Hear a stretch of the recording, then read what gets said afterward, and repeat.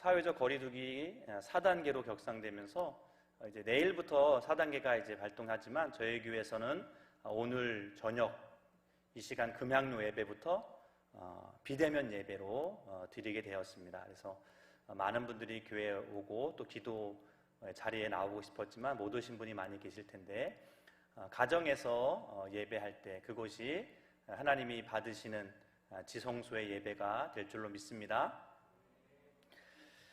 우리는 지난 주간 우리가 한 주 동안 첫마음 특별 새벽 기도회를 진행했습니다. 기도의 야성을 깨우고 또 예배의 야성을 깨우고 찬양의 야성을 깨우고 헌신의 야성 또 결단의 야성을 깨우자, 회복하자라는 그런 제목이 있었는데요. 제가 오늘 말씀을 어떻게 전할까, 무엇을 전할까 생각하다가 만약에 하루가 더 있다면 목사님이 전도의 야성을 회복하자라는 말씀을 전하지 않을까, 제 생각에. 그래서 제가 전도의 야성을 회복하자라는 제목으로 한번 말씀을 전하고 싶습니다. 제가 요즘 힘이 없어요. 왜 힘이 없냐면 제가 생각해봤어요. 왜 힘이 없지?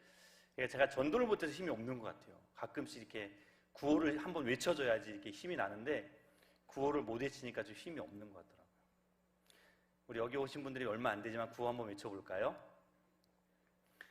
싫으면 나 혼자 하고. 자, 구호는 이겁니다. 전도할 수 있다. 전도하면 된다. 전도해보자. 그렇죠? 네. 자, 구호 준비하면 우리 집에 계신 분들도 그냥 보지만 말고 같이 따라하시면 됩니다. 자, 구호 준비하면 얏 하면 됩니다. 구호 준비! 제가 선창합니다. 전도! 할 수 있다. 전도! 하면 된다. 전도! 할렐루야! 아멘! 하나님께 영광 돌리겠습니다. 사실 이거보다 한 3배는 크게 해야 되는데 깜짝 놀라실까봐 제가 그냥 소리를 조금만 냈습니다. 네. 우리가 이 코로나 팬데믹 상황이 계속되면서 우리가 예배도 제한을 받고 있고 또 모이는 소모임, 목장 예배도 지금 제대로 못 하고 있고 또 우리가 열심히 했던 전도도 우리가 지금 작년 2월부터 지금 못 하고 있습니다. 그래서 작년 올해 벌써 2년이 되고 있는데 전도를 못하니까 우리 많은 분들이 안타까워하시죠. 전도 열심히 하는 우리 교회였기 때문에 신안산대학 가서 복음 제시도 했었고 또 교회 앞에서 차전도도 하시고 또 이렇게 우리가 전도를 많이 했었는데 전도를 못하게 되면서 너무나 지금 힘든 시간을 보내고 있습니다. 자, 이 바이러스가 왜 위험하냐면 이게 전파를 많이 한다는 거죠. 전염성이 강하다는 겁니다.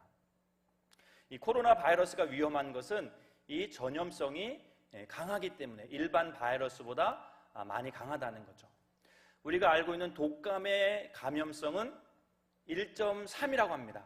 한 명이 걸리면 1.3명에게 전파가 된다는 거죠. 그런데 코로나 바이러스는 3명이에요. 3명, 3. 내가 걸리면 3명에게 영향을 미칠 수 있다는 거죠.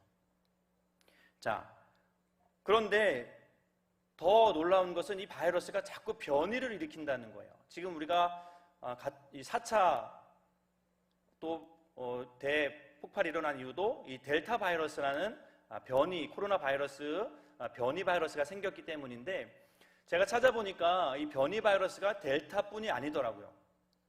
물론 알파, 베타, 감마, 델타 이 4번째인데 이 4개만 있는 게 아니더라고요. 찾아보니까 알파, 베타, 감마, 델타, 델타 플러스, 엡실론, 제타, 에타, 세타, 요타, 카파, 람다. 거의 이 헬라어 이게 스페링인데 거의 오메가까지 나오지 않을까. 알파, 오메가 되신 주님인데 이 오메가까지 가지 않을까라는 생각을 하게 돼요. 지금 우리가 지금 많이 뉴스에서 듣는 게 이 델타 바이러스거든요. 델타 변이 바이러스. 이거는 다른 바이러스보다 더 전파력이 크다는 거죠. 자, 영국에서 처음 다시 발생했던 이 코로나의 변이 바이러스인 알파 변이 바이러스는 일반 코로나 변이에 비해서 한 75%가 높았대요. 일반 바이러스가 3명이었는데 이 알파는 5.2명에게 전파가 되는 그런 전파력이 있다는 거죠. 남아공에서 또 생겨난 이 베타 바이러스는 4.5명에게 전파가 된답니다. 자, 그런데 우리가 지금 듣고 있는 이 델타 변이는 무려 3배가 높다는 거예요. 그래서 한 명이 9명에게 전파를 할 수 있는 그렇게 전염성이 강한 바이러스가 이 델타 바이러스랍니다. 그래서 우리가 더 조심해야 될 이유가 여기 있다는 것이죠. 자, 이 바이러스는 자기가 살아남기 위해서 자꾸 변이를 일으키는 거예요. 사람들이 이제 백신을 개발하고 또 치료제를 개발해서 이 바이러스를 못 움직이게, 전파를 못하게 하니까 얘네들이 살기 위해서 죽으면 안 되잖아요. 쟤네들도 살아야 되니까. 죽으면 좋은데. 살아야 되니까 자꾸 자기가 변이를 일으키는 거죠. 그래서 또 우리가 그것을 또 대처해야 될 수밖에 없는 그런 상황을 만든다는 거죠. 그래서 제가 생각을 했어요.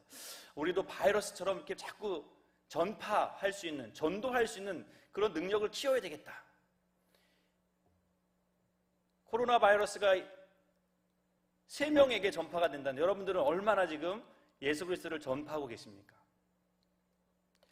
전도는 그냥 뭐 누가 하겠지, 전도하시는 우리 권사님이 잘하겠지라고 혹시 생각하고 계시지는 아닌지 모르겠습니다. 우리도 이 전도 바이러스의 능력을 좀 키워야 될 것 같은데, 근데 현실은 지금 만날 수 없어요. 그죠? 우리가 교회에서 지금 전도할 수 있는 길이 다 막혔다는 거죠. 이 코로나 상황 가운데 전도할 수 있는 길이 다 막혀서 이제는 전도를 못하게 되는 건가? 왜냐하면 전문가들은 이 코로나가 올해, 작년부터 올해지만 이게 끝나는 게 아니에요.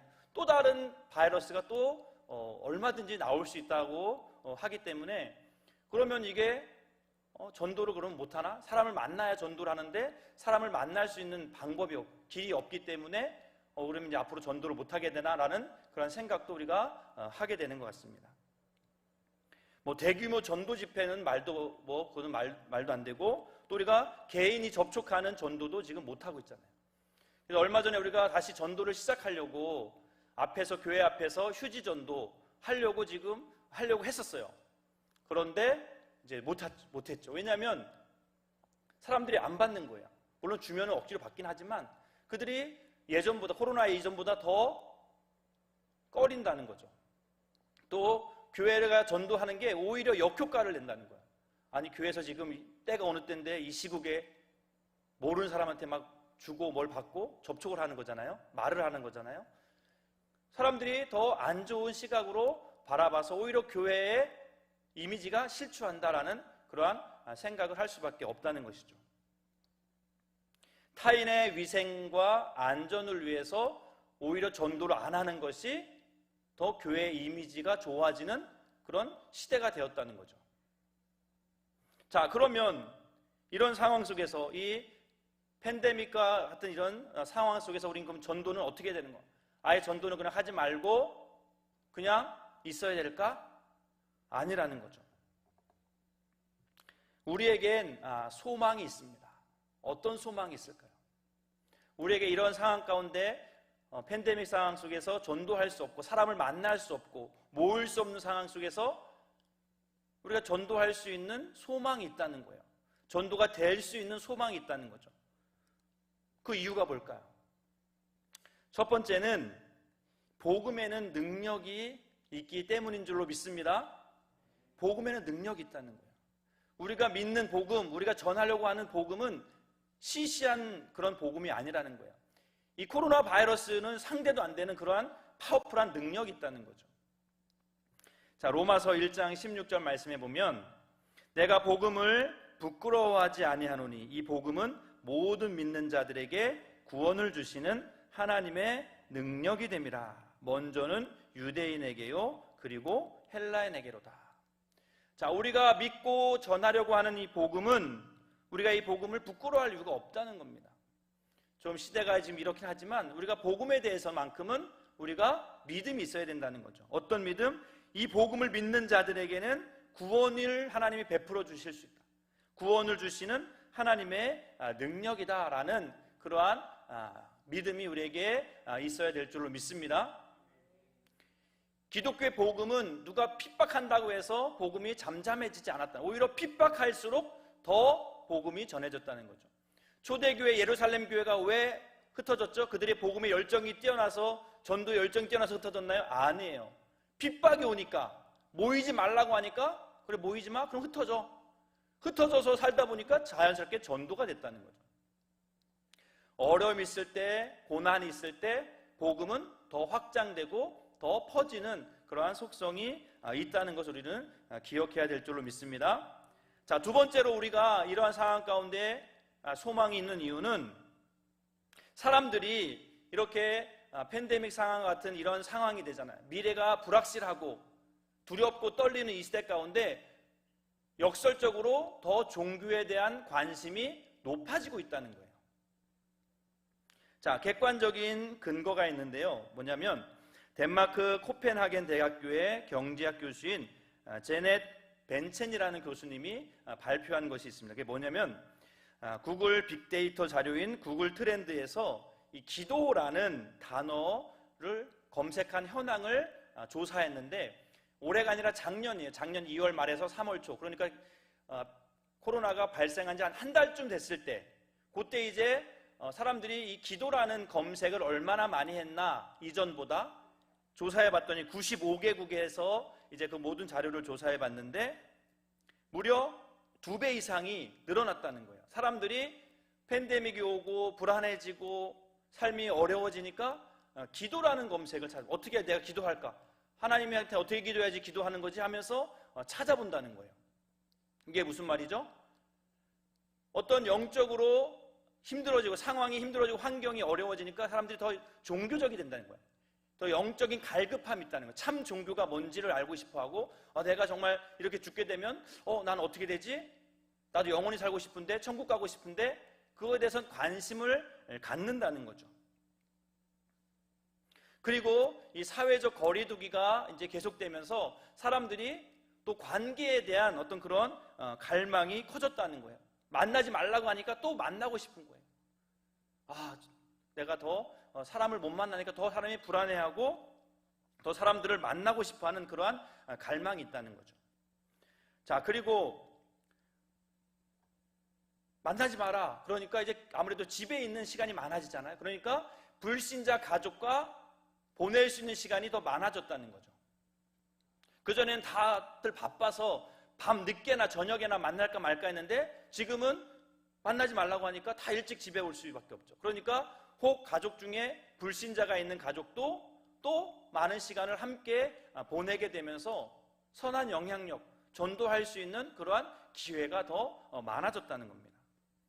위기가 곧 기회다라는 말을 하는데, 이 팬데믹 같은 상황이 우리가 복음을 전하는 데 있어서 무조건 나쁜 건 아니라는 거죠. 오히려 이때가 기회가 될 수 있다, 그렇게 우리가 생각해 볼 수 있는 것입니다. 성경 말씀에도 보면 기회가 된다고 말씀하고 있습니다. 전염병이 도는 것, 이렇게 우리가 지금같이 이런 코로나 바이러스 같이 전염병이 도는 것은 많은 사람들이 이제 종말의 때 가까웠다라는 말을 하게 되죠. 자, 그것도 맞습니다. 전염병을 보면서 이런 어떤 재난을 보면서 말세가 가깝구나 라는 것도 우리가 실감하게 되지만, 또 하나는 바로 이것이 전도의 기회가 된다는 것도 성경은 말씀해 주고 있습니다. 우리 누가복음 21장 10절부터 13절 말씀인데 우리 같이 한번 봉독해 보겠습니다. 또 이르시되 민족이 민족을, 나라가 나라를 대적하여 일어나겠고, 곳곳에 큰 지진과 기근과 전염병이 있겠고, 또 무서운 일과 하늘로부터 큰 징조들이 있으리라. 이 모든 일 전에 내 이름으로 말미암아 너희에게 손을 대어 박해하며 회당과 옥에 넘겨주며 임금들과 집권자들 앞에 끌려가려니와 이 일이 도리어 너희에게 증거가 되리라. 아멘. 자, 이 13절 말씀에 보면 이런 말씀이 있어요. 이 일이 도리어 너희에게 증거가 되겠다라고 말씀하고 있습니다. 어떤 일이요? 재난이 일어나고 전쟁이 일어나고 전염병이 돌면서 이 재난의 때, 이 마지막 때가 가까워지면서 이 일이 너희에게 증거가 될 수 있다. 물론 이런 사건들이 지구 종말, 이 인류의 종말이라는 것의 증거도 되지만 사실 이 증거라는 말이 성경 밑에 보면 각주가 붙어 있는데 뭐로 또 해석이 될 수 있냐면 증거의 기회라는 말이 될 수 있다는 거예요. 이게 무슨 말이냐면 말세가 가까워지면 사람들이 다 불안해하고 있다는 거죠. 뭔가 종교성이 지금 발현될 때 오히려 전도할 수 있는 기회가 될 수 있다는 겁니다. 그전에는 1시간 동안 막 설득해야 좀 들을까 말까 했는데 지금은 몇 분 말을 안 해도 그럼 나도 한번 교회 나가볼까? 나도 한번 예수님 믿어볼까? 할 수 있는 그런 사람들의 마음이 열려질 수 있다라는 것을 말씀하고 있습니다. 중요한 것은 우리가 전도에 대한 야성을 잃어버리지 않는 것이 중요한 겁니다. 내가 어떻게든 한 영혼을 찾으시는 그 주님의 마음을 놓치지 않고 내가 어쨌든 때를 얻든지 못 얻든지 내가 전도의 기회로 삼겠다, 내가 어떻게든 복음을 전하겠다라는 그런 전도의 야성만 우리가 잃어버리지 않는다면 기회는 지금의 위기의 기회도 기회가 될 수 있다는 그러한 말입니다. 자, 전도라는 것을 우리가 어렵게 생각하는데 이렇게도 우리가 정의해 볼 수 있습니다. 복음을 우리의 말과 삶으로 표현하는 것. 자, 복음을 우리의 말과 삶으로 표현하는 것. 이게 전도라는 거예요. 전해야지, 교회에 갖다 앉혀야지 전도가 아니라 내가 믿고 있는 이 복음을 말로, 내 삶으로 표현하는 것이 전도가 될 수 있다는 거죠. 지난주에 등록하신 우리 한 분이 있었는데 그분이 그런 말씀을 하시더라고요. 제가 여러 교회를 가봤다는 거예요. 여기 근처에 있는 웬만한 교회 다 가보신 것 같아 보니까. 그 중에는 뭐 목사님 말씀도 좋고 그런 교회도 있었대요. 근데 왜 우리 교회에 등록하시기로 마음 먹으셨냐는 그 대답에 뭐라고 대답하셨냐면 성도님들의 표정이 너무 밝다는 거예요. 어떤 교회는 목사님 설교 좋았는데 성도들이 표정이 너무 무표정. 그런데 우리 교회는 목사님 설교도 좋지만 성도들의 표정이 너무 밝은 거예요. 옆에 분 보세요. 밝은지 안 밝은지. 다들 인상 쓰고 있는 것 같기도 하고. 너무 표정이 밝은 거예요. 아, 이 교회구나. 뭔가 생동감이 있고 뭔가 활기차고 뭔가 살아있는 그런 느낌을 받았다는 거예요. 그래서 전도했다는 거예요. 여러분들이 웃기만 해도 전도가 되는 거예요. 아멘? 왜냐면 막 여러 교회 다녀보던 사람이 우리 교회 왔는데 막 사람들이 웃어. 여기 좋은 일 있나? 나도 웃고 싶은데? 나 너무 지금 슬픈 일 많은데 나도 웃고 싶은데? 이 교회 다니면 웃을 일이 많을 것 같은데? 하면서 교회에 등록할 수 있다는 거죠. 우리가 말과 삶으로 잘 표현하면 내가 믿는 이 복음을, 예수님을, 그 예수님 믿는 것이 나에게 얼마나 기쁜지 행복한지를 말과 행동으로 자꾸 드러내면 그것이 전도가 된다는 거죠. 숨길 수가 없는 거예요. 이 복음은 숨길 수가 없는 겁니다. 너무나 좋은 거기 때문에. 만약에 여러분들이 10억짜리 로또에 맞았다. 여러분들 그것을 숨길 수 있겠어요? 여러분들이 로또 10억이 너무 약하네. 100억짜리 로또를 맞았는데 그걸 여러분들 지갑에 지금 두고 있는데 그걸 숨길 수가 있겠냐고요. 그냥 막 계속 막 콧노래를 부르면서 막 그럴 거야 막. 그럼 왜 그래? 너 무슨 일 있어? 너 로또 맞았어? 그러면 깜짝 놀라겠죠. 내가 어떻게 알지? 왜냐하면 표정이 써 있거든. 뭔가 나는 행복하다. 난 너무 삶이 즐겁다. 전도가 그런 거예요. 존 웨슬리 목사님도 이렇게 설교에서 이야기했다고 합니다. 자, 누구든지 예수 그리스도에 대한 신앙을 가진 자가 그것을 감추는 것은 불가능합니다. 감추어질 수 있는 종교는 기독교가 아닙니다. 이게 무슨 말이에요? 내가 예수님을 믿는 신앙이 있는데 그것을 내가 감춘다? 그건 불가능하다는 거예요. 만약에 여러분들이 감출 수 있다면 진정한 신앙인이 아니라는 거죠. 기독교인이 아니라는 겁니다. 예수님을 믿는 사람이 아니라는 거예요. 즉 예수님 믿는 사람은 어떻게든 그것이 삶으로 밖으로 표출될 수밖에 없다는 겁니다. 예수님의 향기가 날 수밖에 없는 거예요. 저희 집 앞에 담배 피는 사람들이 그렇게 많아요. 어떤 분이냐면 중고등학생들은 담배 냄새 안 나게 하려고 이렇게 나무젓가락에 끼워가지고 이렇게 담배를 펴요. 손을 만지면 담배 냄새가 나니까. 그런데 담배 피는 사람은 어떻게든 담배 냄새가 나거든요. 숨길 수가 없는 거예요. 껌을 100개 씹어도 냄새가 날 수밖에 없는 겁니다. 예수 믿는 사람은 어떻게 감추고 싶어도 당신 교회 다니죠? 그게 정상이에요. 저도 가끔 이제 목사님이세요? 라고 이제 물어보는 사람들이 가끔 있어요. 뭔가 숨길 수가 없는 거죠. 이 사람 뭔가 행복해 보이고, 뭔가 저 사람은 로또 맞은 사람처럼 뭔가 저렇게 좋아 보이고, 그게 드러날 수밖에 없다는 겁니다. 자, 오늘 말씀 우리가 너무나 중요한 말씀입니다. 우리 다시 한번 우리 봉독해 보겠습니다. 마태복음 5장 13절부터 16절 시작. 너희는 세상에 소금이 만일 그 맛을 잃으면 무엇으로 짜게 하리요? 후에는 아무 쓸데없어 밖에 버려져 사람에게 밟힐 뿐이니라. 너희는 세상의 빛이라. 산에 있는 동네가 숨겨지지 못할 것이요, 사람들이 등불을 켜서 말 아래에 두지 아니하고 등경 위에 두나니 이러므로 집안 모든 사람에게 비치느니라. 이같이 너희 빛이 사람 앞에 비치게 하여 그들로 너희 착한 행실을 보고 하늘에 계신 너희 아버지께 영광을 돌리게 하라. 아멘. 그래서 예수 믿는 사람, 교회 다니는 사람은 착한 행실을 할 수밖에 없는 거예요. 왜? 예수님이 착한 분이기 때문에, 좋으신 분이기 때문에. 예수님은 불쌍한 사람을 보면 도와주고, 아픈 사람을 보면 고쳐주고 싶은 마음이 있는 분이었기 때문에, 너무나 착하신 분, 너무나 좋은 분이었기 때문에 우리가 진정 예수님을 믿는 사람이라면 착한 행실이 드러날 수밖에 없는 거예요. 세상에 비치고 소금, 이거 숨길 수가 없는 거잖아요. 드러나는 거예요. 그래서 그렇게 드러난 착한 행실을 보고 사람들이 하나님께 영광을 돌리게 될 것이다. 바로 우리가 전도하는 가장 기본적인 방법인 거예요. 내가 굳이 예수님을 믿으라고 예수님이 왜 좋은지 설득할 이유가 없는 거. 나의 모습을 보니까 나 너 보니까 나도 교회 가고 싶어. 너 보니까 예수님 믿고 싶어. 우리 김영식 장로님이 처음에 교회 갔는데 할아버지가 안 된다. 근데 장로님이 너무 할아버지를 잘 섬겨드렸다는 거죠. 할아버지 여기 있습니다. 이거 드세요. 그러니까 할아버지가 그거 이제 감동받은 거예요. 교회 가면 제사도 안 지내고 그래서 불효자들만 키운 줄 알았더니 이렇게 잘 섬기네. 근데 다 교회 나는 나이가 많지만 너희들 다 나가라. 그래서 교회를 다니게 됐다는 거예요. 예수 믿는 사람들 그 성품을 숨길 수가 없는 거예요. 예수님 닮아가는 성품. 자, 베드로전서 2장 12절 말씀에도 이렇게 말씀합니다. 너희가 이방인 중에서 행실을 선하게 가져 너희를 악행한다고 비방하는 자들로 하여금 너희 선한 일을 보고 오시는 날에 하나님께 영광을 돌리게 하려 함이라. 자, 우리가 예수 믿게 하는 가장 좋은 방법은 우리가 착하게 선행을 베푸는 것이 그 방법밖에 없다는 겁니다. 지금 때는 그런 때라는 거예요. 사람들이 이제 말로는 절대 믿지 않습니다. 우리의 모습을 보여달라는 거죠.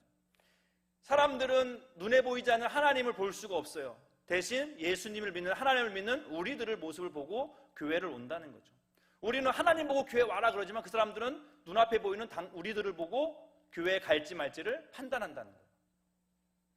그럼 어떻게 판단하겠어요? 우리가 어떤 행실을 하는지, 어떤 언행을 하는지를 보고 판단하는 거죠. 자, 베드로전서 3장 1절에도 믿지 않는 남편을 어떻게 전도할 수 있을까? 이렇게 말합니다. 아내들아, 이와 같이 자기 남편에게 순종하라. 이는 혹 말씀을 순종하지 않는 자라도 말로 말미암지 않고 그 아내의 행실로 말미암아 구원을 받게 하려 함이니. 아멘. 저희 교회에도 이제 남편이 교회에 나오지 않아, 신앙생활 하지 않아서 기도하고 계신 우리 분들이 많이 계신데, 전도할 수 있는 방법이 이거라는 거죠. 남편의 말에 순종하라는 겁니다. 제가 지난 수요일날은 남편이 아내의 말에 네 해야 된다고 말씀드렸는데, 여성도 마찬가지입니다. 저는 남녀 평등을 주장하는 사람이기 때문에. 자, 아내들 남편에게 순종해야 된다는 거예요. 오히려 남편이 믿지 않는다라면 이 사탄이 그렇게 할 게 아니라 오히려 잘 섬겨야 된다, 잘 순종해야 된다는 거예요. 남편들은 그것을 보고 있는 거거든요.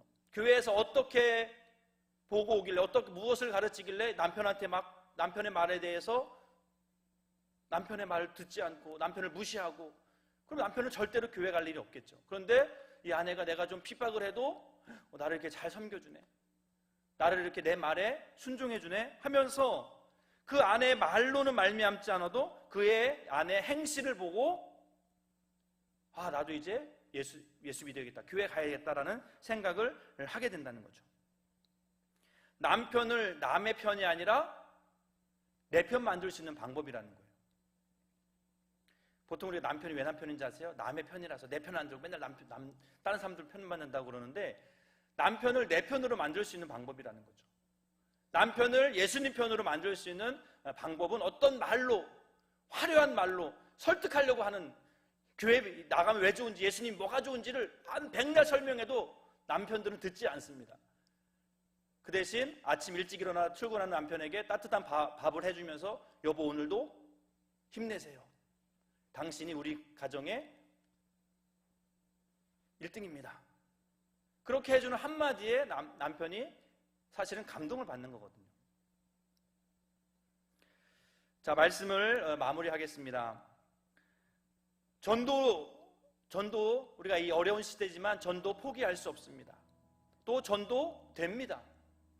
전도의 야성, 정말 내가 복음으로 살겠다, 내가 복음이 내 삶을 통해서 드러나는 삶을 산다면 교회 나오지 말라고 해도 교회를 나가겠다고, 나도 너 믿는 예수님 믿겠다고, 나도 너 다니는 교회 다니겠다고 할 수밖에 없다는 거죠.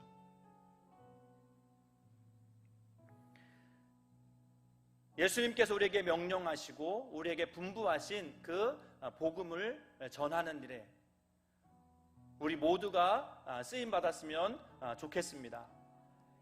그러기 위해서 예수님의 성품을 닮아갈 수 있는 저와 여러분들 되시기 바라고요. 늘 성령의 충만함 가운데 성령의 열매를 맺으며 그렇게 자연스럽게 전도할 수 있는 저와 여러분 다 되시기를 주님의 이름으로 간절히 축원드립니다.